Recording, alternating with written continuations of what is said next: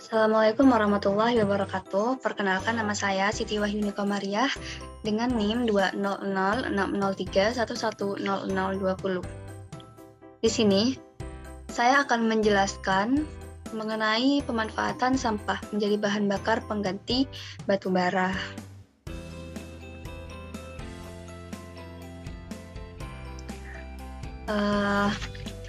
Pengolahan sampah dapat dilakukan dengan 3 cara, yaitu secara fisik, secara biologi, dan secara termal.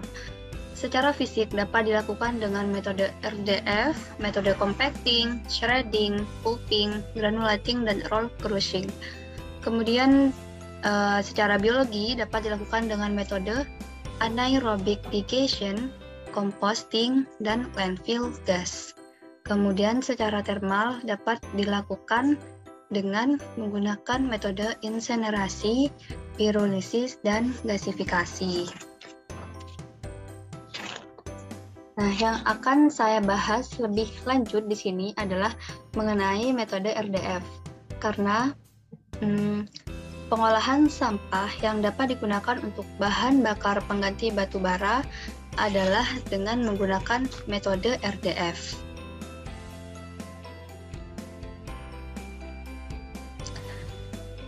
RDF atau Refuse Dry Fuel adalah hasil proses pemisahan limbah padat fraksi sampah mudah terbakar dan tidak mudah terbakar seperti metal dan kaca. RDF mampu mereduksi jumlah sampah dan menjadi CO combustion. CO combustion adalah proses pembakaran langsung dengan mengkombinasikan bahan bakar antara batu bara dengan biomasa untuk menghasilkan energi. Bahan bakar sekunder, industri semen, dan industri pembangkit listrik ini bisa juga menggunakan bahan bakar menggunakan RDF. Nah, dalam pembuatan RDF, fraksi sampah yang mudah terbakar pada umumnya dilakukan reduksi ukuran, lalu dikeringkan supaya dapat digunakan sebagai bahan bakar. Nah, sebelum sampah itu digunakan diolah menjadi RDF, terdapat beberapa parameter yang digunakan dalam mengolah sampah menjadi RDF, antara lain nilai kalor, kadar air, kadar abu, dan kadar volatil. Nilai kalor merupakan sejumlah energi yang dilepaskan per unit massa atau per unit volume dari suatu material atau bahan ketika material tersebut habis terbakar. Kadar air atau moisture content ini menggunakan perhitungan persentase kadar air yang terkandung dalam RDF tersebut dengan menggunakan standar ASTM D317303. Kemudian yang berikutnya adalah kadar abu. Abu yang terkandung dalam bahan bakar padat adalah mineral yang tidak dapat terbakar, tertinggal setelah proses pembakaran dan reaksi-reaksi yang menyertainya selesai. Abu berperan menurunkan mutu bahan bakar padat karena dapat menurunkan nilai kalor. Jadi, sampah yang digunakan itu sebisa mungkin mengandung kadar abu yang rendah supaya nilai kalor yang dimiliki tinggi. Kemudian kadar zat menguap atau volatimeter. Volatimeter atau sering disebut dengan zat terbang berpengaruh terhadap pembakaran briket RDF. Semakin banyak kandungan volatimeter pada RDF, maka RDF akan semakin mudah untuk terbakar dan menyala.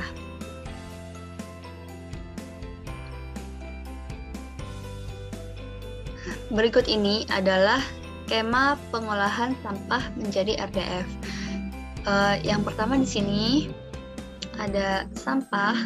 Sampah ini yang pertama akan melalui proses primary crushing atau penghancuran sampah. Nah, setelah penghancuran sampah ini dilanjutkan pada proses drying atau pengeringan.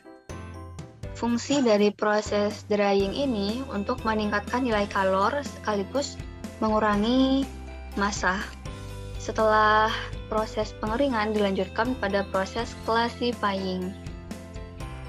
Proses classifying ini berfungsi untuk menghilangkan benda asing yang tidak diinginkan pada proses pembuatan palet. Setelah melalui proses classifying dan tidak ada benda asing, ini dilanjutkan ke secondary crossing atau ini dihancurkan lagi menjadi lebih halus. Nah, setelah sampah ini halus, dilanjutkan ke proses pelletization atau pembentukan palet sehingga diperoleh hasil pengolahan ini diperoleh seperti ini, yaitu menjadi palet sampah.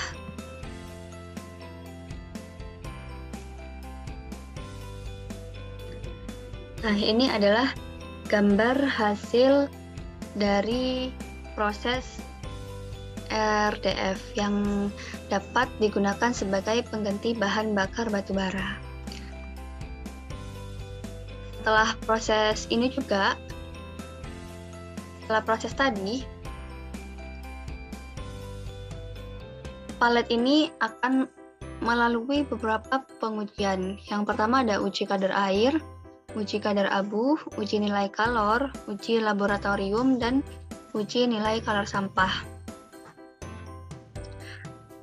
Pengujian kadar air ini merupakan suatu cara untuk mengukur banyaknya air yang terdapat di dalam suatu bahan.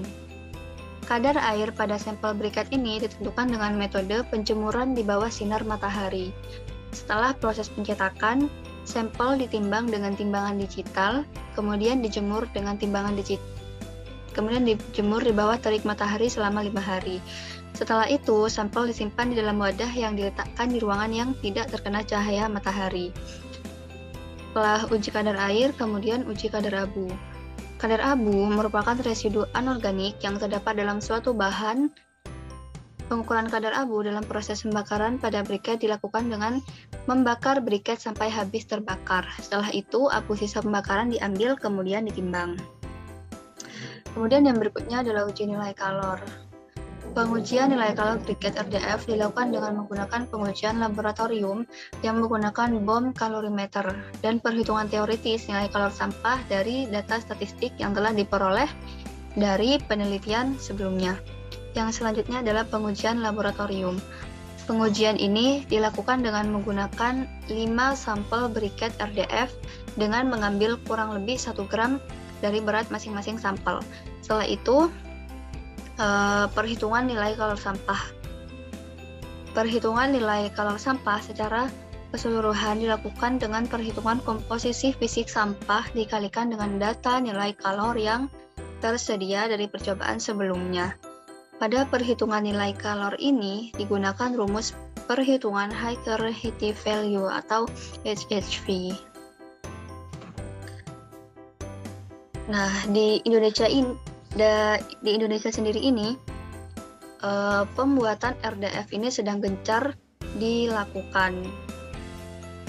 Dan fasilitas pengolahan RDF pertama di Indonesia itu baru diresmikan tahun kemarin, yaitu tepatnya pada 21 Juli 2020, yang letaknya di Cilacap. Fasilitas ini dapat mengolah sampah dengan kapasitas sampah 120 ton per hari.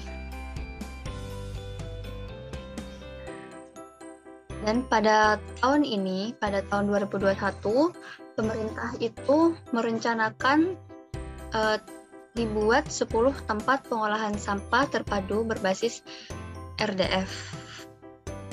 Baik, terima kasih. Wassalamualaikum warahmatullahi wabarakatuh.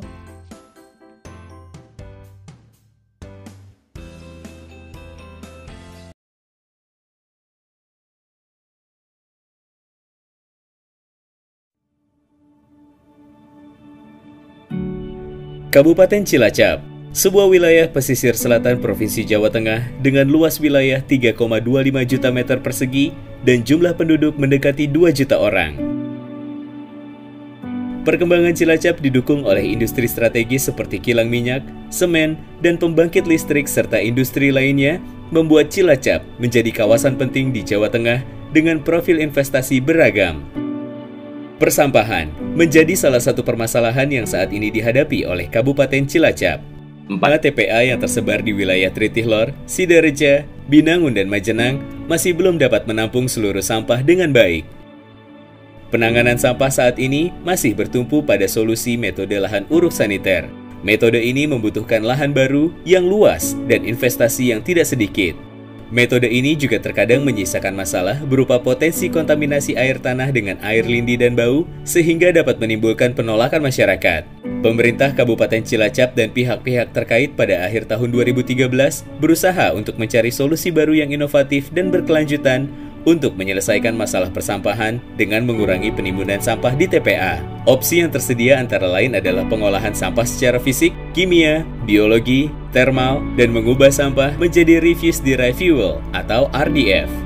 Bersama dengan Holcim Indonesia sebagai pemrakarsa proyek, pemerintah Kabupaten Cilacap melakukan studi kelayakan teknis dan finansial dengan teknologi pengolahan sampah menjadi bahan bakar alternatif jenis RDF. Studi kelayakan tersebut memprioritaskan TPA Tritihlor sebagai proyek awal, dengan mendesain sebuah fasilitas pengolahan sampah berkapasitas 120 ton per hari. Teknologi pengolahan sampah dalam kajian tersebut menggunakan pengeringan secara biologi atau biodrying untuk memulihkan kadar kalor dalam sampah.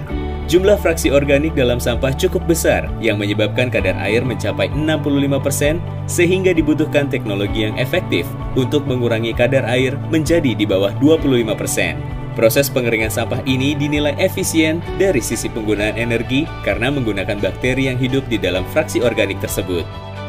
Kerjasama dalam kajian ini kemudian berkembang dengan terlibatnya Environment Support Program 3 atau ESP3, yang merupakan bentuk kerjasama antara pemerintah Indonesia dengan pemerintah Denmark melalui Kementerian Lingkungan Hidup dan Kehutanan di bawah koordinasi pemerintah Provinsi Jawa Tengah.